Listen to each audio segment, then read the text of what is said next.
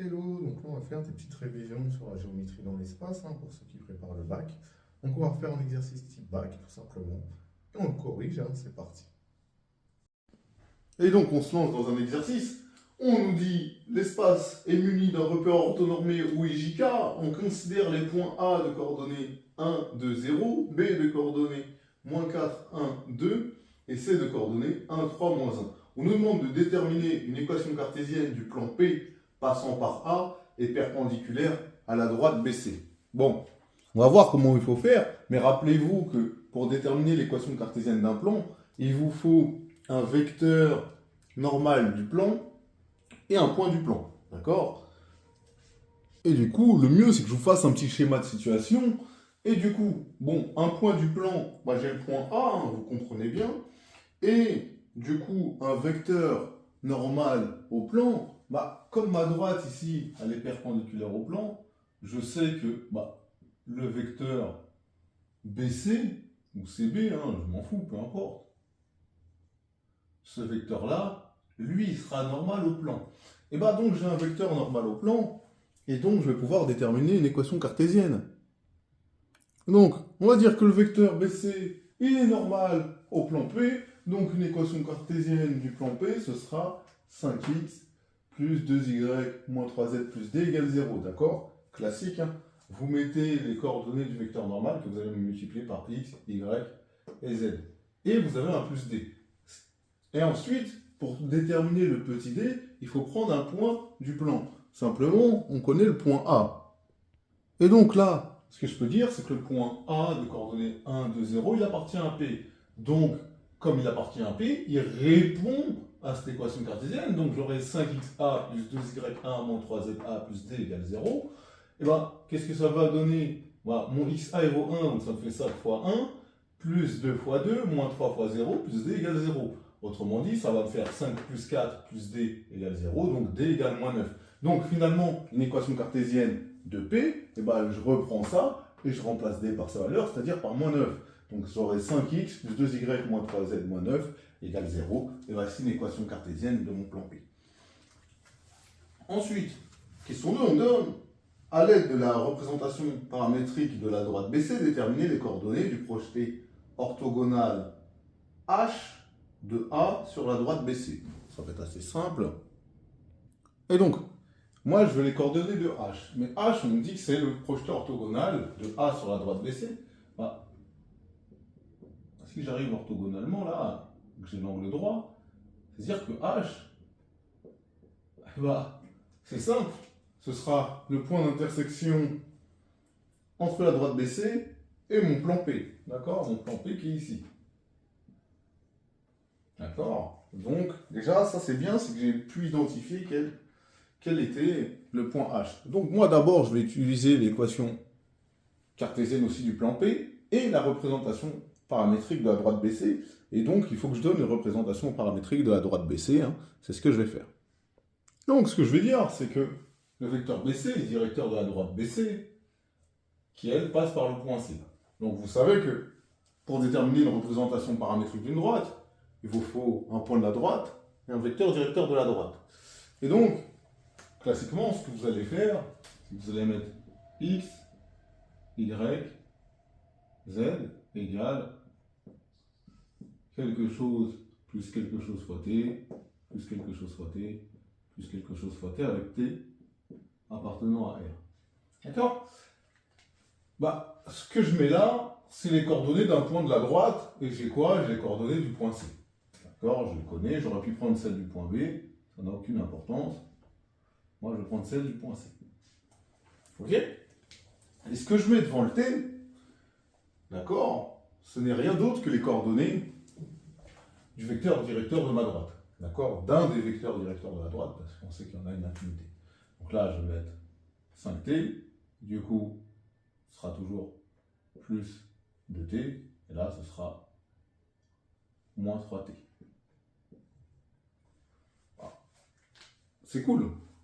Donc moi, j'ai la représentation paramétrique, et je sais qu'une équation, évidemment, cartésienne de mon plan P, c'est ça. Donc je rappelle, du coup, qu'une l'équation cartésienne de mon plan P, c'est ça. Et comme H, c'est le point d'intersection de ma droite BC et du plan, H il répond à la fois à ça et à ça. Et donc, ce que je vais écrire, ça va être simple. Et donc, comme H est le point d'intersection de la droite BC du plan P, j'ai XH égale 1 plus 5t, YH égale 3 plus 2t, et ZH égale, du coup, moins 1 moins 3t. Et, comme il répond au plan, évidemment, ça me fait 5XH plus 2YH moins 3ZH moins 9 est égal à 0. Bon, là, qu'est-ce que je vais faire? Je vais remplacer XH par 1 plus 5t, YH par 3 plus 2t, et ZH par moins 1 moins 3t, et je vais résoudre l'équation. Et donc, je poursuis. Donc, j'ai cette équation qui est égale à 0. Je remplace XH, YH, ZH par les valeurs qui sont ici. Donc, ça me fait 5 facteurs de 1 plus 5t, plus 2 facteurs de 3 plus 2t, moins 3 facteurs de moins 1, moins 3t, moins 9 égale 0.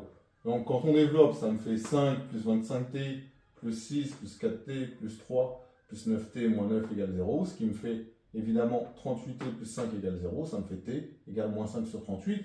Et ici, quand je vais remplacer t par moins 5 sur 38, là, pour le x, bah, ça va me donner xh égale 13 sur 38. Quand je remplace t par moins 5 sur 38, ici, ça me fait 3 plus 2t.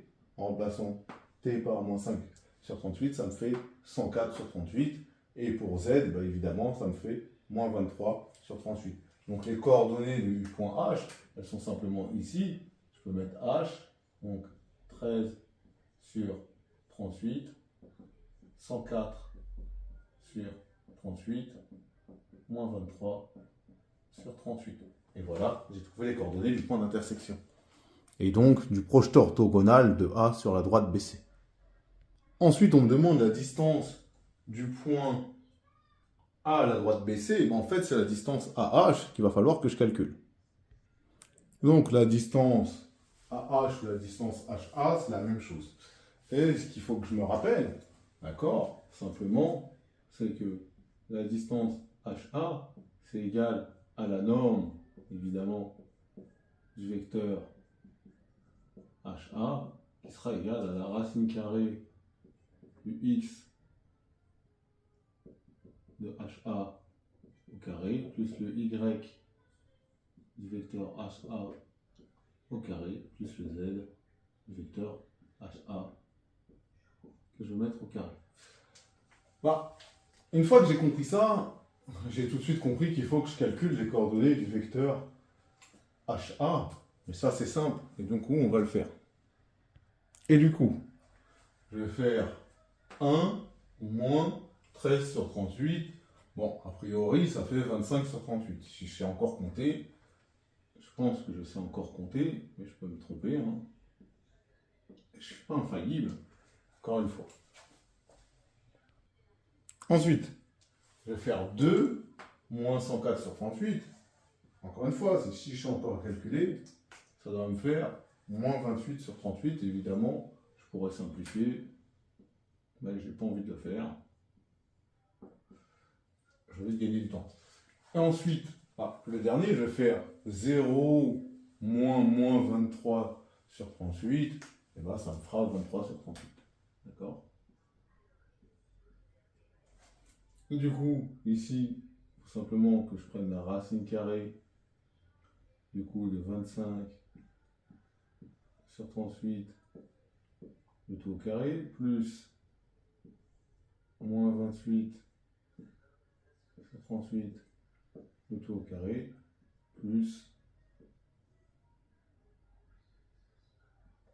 23 sur 38, le tout au carré. Bon, ça je vais le calculer, vous prenez votre calculatrice. Hein. Et évidemment, ça fait racine carrée de 1938, le tout divisé par 38, unité de longueur. Et voilà, on a terminé l'exercice.